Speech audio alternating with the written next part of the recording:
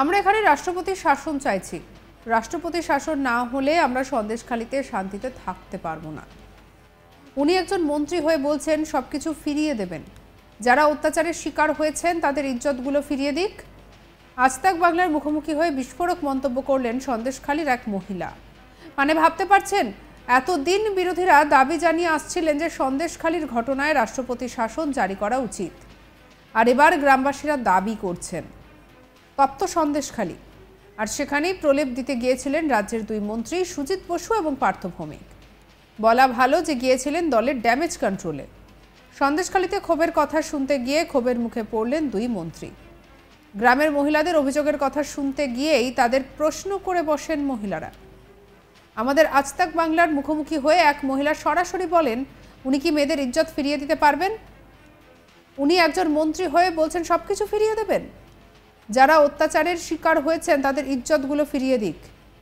আমরা কারোর উপর ভরসা করতে পারছি না, রাজ্যের পুলিশ হোক বা মন্ত্রী, কারোর উপর ভরসা করতে পারছি না। আমরা এখানে রাষ্ট্রপতি শাসন চাইছি। রাষ্ট্রপতি শাসন না হলে আমরা সন্দেশখালীতে শান্তিতে থাকতে পারবো না। কি বলছেন ওই অভিযোগকারিনী, শুনবো। আর উনি বললেন সব ফিরিয়ে দেবো, তাহলে মেয়েদের ইজ্জতগুলো কি উনি ফিরিয়ে দিতে পারবেন? উনি একজন মন্ত্রী হয়ে বলছে আপনাদের সব কিছু ফিরিয়ে দেবো, তাহলে যে মেয়েগুলো ধর্ষিতা হচ্ছে তাদের ইজ্জতগুলো উনি ফিরিয়ে দিতে পারবেন? আপনারা কি চাইছেন তাহলে? আমরা চাইছি, আমরা কারোর উপর ভরসা করতে পারছি না। আমাদের রাজ্য পুলিশ কেন, রাজ্য মন্ত্রী কেন, আমরা কারোর উপর ভরসা করতে চাইছি না। আমরা এখানে রাষ্ট্রপতি শাসন চাইছি। রাষ্ট্রপতি শাসন না হলে আমরা সন্দেশখালীর মানুষ শান্তিতে থাকতে পারবো না। এক মহিলা রাজ্যের মন্ত্রীদের সরাসরি প্রশ্ন করেন, দিদি বললেন কি করে আমরা বহিরাগত? কর্মসংস্থান নেই এখানে, কাজ করতে গিয়ে বাইরে থেকে কেউ কেউ শিখে এসেছেন হিন্দি, আর কেউ একজন হিন্দি বললে তিনি বহিরাগত হয়ে যাবেন? আজকাল সবাই হিন্দি বলতে আর বুঝতে পারেন। আপনি মহিলা মুখ্যমন্ত্রী, দিদি আমাদের সামনে এসে দাঁড়াক, আমরা বহিরাগত কিনা দেখব। আমাদের পরিচয় নিয়ে আপনার সামনে দাঁড়াবো। আমরা দিদিকে পাশে পেতে চেয়েছি, কিন্তু এখনো পর্যন্ত দিদি আমাদের পাশে দাঁড়ালেন না। দেখুন সেই ভিডিও। কথাটা আপনাদের বহিরাগত। একজন যদি কেউ হিন্দি কথা বলে, সে কি জন্য হিন্দিটা শিখলো? কারণ কর্মসংস্থান এখানে দিতে পারেনি, সে বাইরে কাজ করতে গেছে, কাজ করতে করতে সে হিন্দি শিখেছে, তবেই হিন্দি কথাটা বলতে পেরে গেছে, তবেই তাকে বলা হচ্ছে বহিরাগত। হিন্দি সন্দেশখালী কেউ জানে না, এরকম হতেই পারে না। এখন ফেসবুক, টুইটার সবাই ব্যবহার করে, সবাই হিন্দি বলতে পারে, বুঝতে পারে। তাহলে হিন্দি বললে যদি সে বহিরাগত হয়ে যায়, আমরা তো দিদিকে বলছি, দিদি আপনি তো মহিলার হয়ে দাঁড়িয়েছেন, আপনি মহিলা মুখ্যমন্ত্রী, তাহলে আমাদের সামনে এসে দাঁড়ান, আপনি আমাদের সামনে আসুন, আমরা বহিরাগত কি আমরা আপনাকে দেখাবো। রাজ্যের মন্ত্রী সুজিত বসু এরপর বলেন তারা দিদির প্রতিনিধি হয়ে এসেছেন। এরপরেই তাকে থামিয়ে দিয়ে বলেন, তাহলে শাহজাহান কেন এখনো ধরা পড়ল না? দিদি বারবার বলছেন শাহজাহান দোষী নয়। শুধু তাই নয়, মহিলাদের আরও দাবি সুকুমার মাহাতো তো ফর্সা, তাহলে তিনি কি করে SC ST হলেন? বিধায়কও তো আসেননি কোনোদিনও এলাকায়।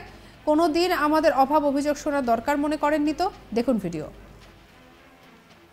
আপনি যে বলছেন পাশে পাবেন না, এটা কেন বলছেন? পাশে পাচ্ছি না, তাই বলছি। পাচ্ছি না, দিদিরই তো প্রতিনিধি, আমরা দুজন এসেছি তো। আচ্ছা আমরা দুজন, আচ্ছা আমরা শাহজাহানের নামে এত কথা আমরা বলছি, শাহজাহান এখনো ধরা পড়লো না। দিদি বারবার বলছে শাহজাহান দোষী না, তারপরে কি ST SC এর কালার দেখে আপনারা আইডেন্টিফাই করছেন, তাহলে সুকুমার মাহাতো একজন ST, ও কি করে ফর্সা হতে পারে? এগুলো বলতে পারেন? কখনো কালার দেখে আইডেন্টিফাই করা যায়? না না না, এটা কে বলেছে?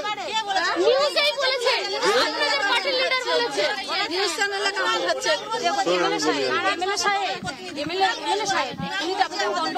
আমি দুটো কথা বলি। উনি তো ওখানে আসতে পারতেন, উনি তো জনপ্রতিনিধি। আমাদের সামনে তো এসে কথা বলতে পারেন। MLA কথা বলছে, MLA কথা বলছে, ইনি তো কবে আসলেন? উনি এতদিন ধরে গন্ডগোলটা হচ্ছে, উনি কেন আসবেন না? উনি তো আমাদের ভোটে তো সময় আমরা এত বছর উনি আছেন, কেন আসবেন না? উনি আসে পায়নি,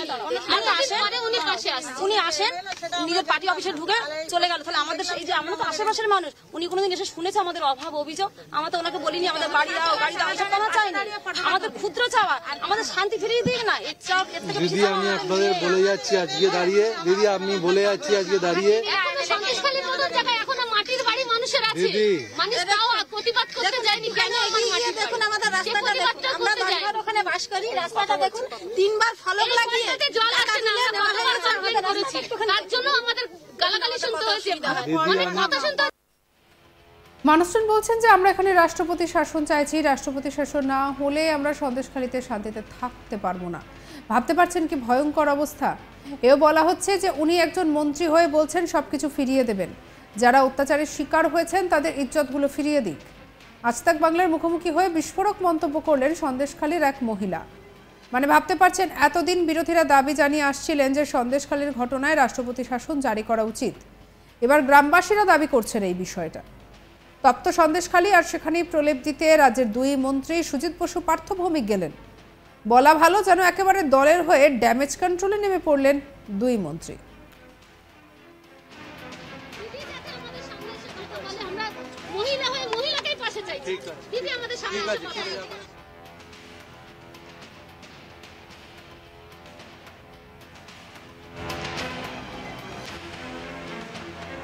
এদিকে একজন মহিলা বলছেন উনি তো মেয়েদের ইজ্জত ফিরিয়ে দিতে পারবেন কি বলছেন শুনুন। আর উনি বললেন সব ফিরিয়ে দেবো, তাহলে মেয়েদের ইজ্জত গুলো কি উনি ফিরিয়ে দিতে পারবেন? উনি একজন মন্ত্রী হয়ে বলছে আপনাদের সব কিছু ফিরিয়ে দেবো, তাহলে যে মেয়েগুলো ধর্ষিতা হচ্ছে তাদের ইজ্জত গুলো উনি ফিরিয়ে দিতে পারবেন? আপনারা কি চাইছেন তাহলে? আমরা চাইছি, আমরা কারোর উপর ভরসা করতে পারছি না। আমাদের রাজ্য পুলিশ কেন, রাজ্য মন্ত্রী কেন, আমরা কারোর উপর ভরসা করতে চাইছি না। আমরা এখানে রাষ্ট্রপতি শাসন চাইছি। রাষ্ট্রপতি শাসন না হলে আমরা সন্দেশখালীর মানুষ শান্তিতে থাকতে পারবো না। এক মহিলা রাজ্যের মন্ত্রীদের সরাসরি প্রশ্ন করেন যে দিদি বললেন কি করে আমরা বহিরাগত, কি বলছেন শুনুন।